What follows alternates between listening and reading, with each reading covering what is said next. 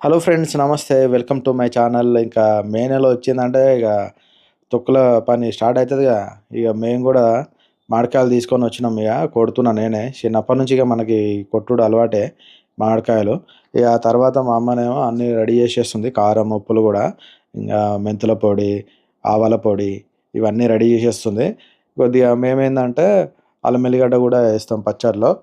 చూడండి మా అమ్మ కొలతల ప్రకారం గూడా అన్నీ రెడీ చేసేసింది. ఆ తర్వాత కొద్దిగా అల్లం ఎల్లిగడ్డ గూడా ఏస్తది. దానికి సరిపడా. మేము అల్లం ఎల్లిగడ్డ ఏస్తాము. చాలామంది ఎయ్యరు. కానీ మేమైతే నేను చిన్నప్పటి నుంచి చూస్తున్నా గదా! అల్లం ఎల్లిగడ్డ అయితే ఏస్తది మా అమ్మ. ఆ తర్వాత ఎల్లిపాయలు గూడా ఏసేస్తరు. ఇక నూనె గూడా ఏస్తుర్రు గదా! ఆ నూనె గూడా ఏందంటే నూనె కాగబెడతది.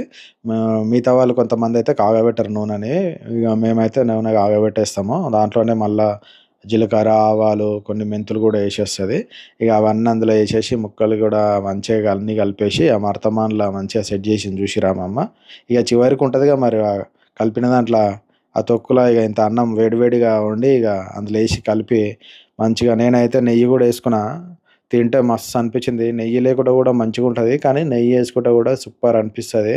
మీరు గూడా ఎట్లా జేస్తారో ఒకసారి కామెంట్ జేయండి. మేమైతే ఇట్లా జేస్తాము.